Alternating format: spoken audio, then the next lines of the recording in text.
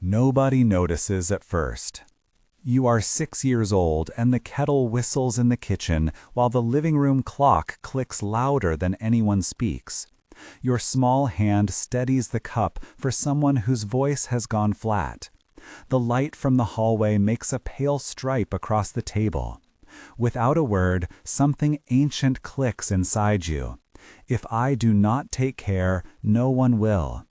You learn to soften your breathing, to swallow your questions, to perform calm like a small costume. What cost does that costume carry? Today we will name it and begin to unlace it so you can feel less alone. Psychologists call this parentification, when a child becomes the caregiver of their own parents or siblings. It is not a metaphor only. It rewires how emotional regulation happens in a growing brain. When you are charged with soothing another adult, your nervous system learns that safety comes from controlling others' moods. Hypervigilance becomes default. Your body scans faces for threat. Your chest tightens at silence. Your hands memorize how to fix a problem before a word is spoken. The smell of dish soap and stale coffee become anchors to an unsaid contract. This is survival, not selfishness. Name, validation, and understanding are the first tools of repair. If this pulled something in you, know that you are not alone. I invite you to pause and, when you are ready, write in the comments in one sentence starting with, "I needed." Keep it simple, safe, and short.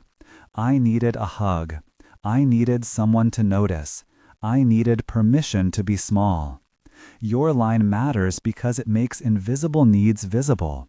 Share it so the community can witness and so others read a truth that might sound like their own.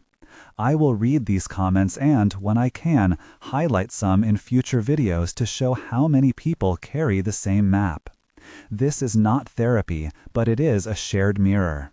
Now let us look at how this pattern shapes adult life.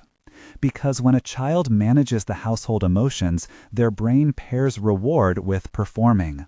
Caregiving behaviors earn praise, survival, sometimes food, or a softened anger. Over time, the child learns a transactional model of love. You become an adult who equates worth with output. In a scene that repeats in quiet apartments and crowded houses, you find yourself at 30 saying to a partner, "I will handle the bills and the feelings." The walls are painted a neutral beige, the radiator hums. Your palms still remember the rough edge of the kitchen counter where you steadied a trembling body. In a brief exchange, you might hear a neighbor, Maria, knock and ask, "Are you okay?" And you reply, "I am fine," closing the door softly. Maria sighs and says, "You do too much." And you answer, "I know, but I cannot stop," voice small. That conversation is short and full of history. It shows how early repair work became a lifelong job.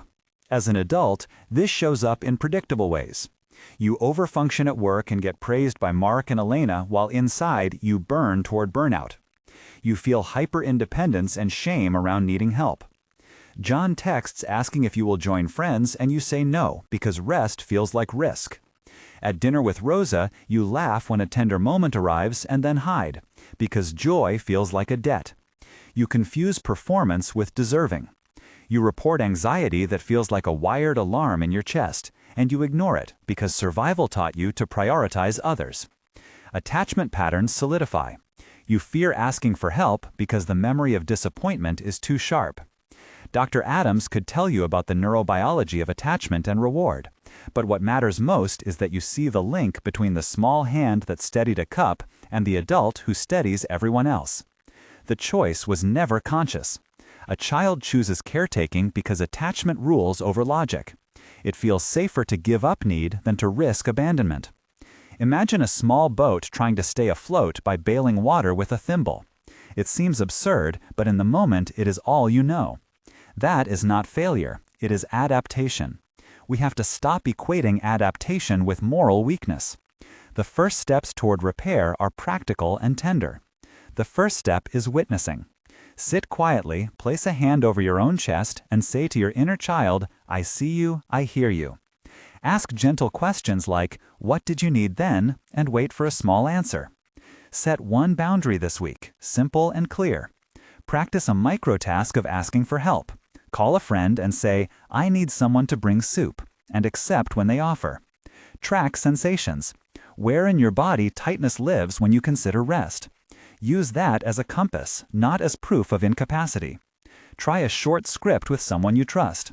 "I am learning to let you help me. Can you stay with me for 10 minutes while I try?" These are experiments in safety, not tests of loyalty. Find a therapist who understands attachment and parentification, or a support group where Maria, Paul, Rosa, and others can reflect back your experience. Have Dr. Adams or another clinician as a guide if possible. Witnessing, validation, and small boundaries together weaken the old survival loop. 1 month later, you will have tried a boundary and felt both shame and relief. The relief will be brief but real. 3 months in, people around you notice a subtle shift. Elena comments, "You seem less tense," and you reply, "I am trying something different," and the exchange is short and honest. 6 months on, the child inside you will ask for less permission to exist. Rest will not be perfect, but it will be less forbidden.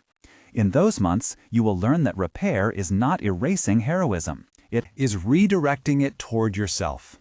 Remember concrete practices. Write a letter to the inner child. Read it aloud to an empty room. Ask one person to hold a practical task and let them. Label feelings without assigning blame. Use the word shadow to notice repeated patterns rather than to shame them. Repeat this phrase when anxious: "I am not betraying my past by changing how I live now." You are not broken. You are reorienting a nervous system that once kept you safe. The child who took care of their parents is still here, and recognizing that is the first act of kindness. You can honor the survival strategy and still choose different responses today. If this touched you, write in the comments one sentence starting with "I needed."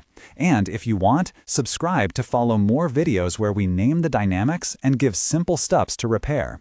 You deserve to be seen and to be cared for. You deserve rest. You deserve repair.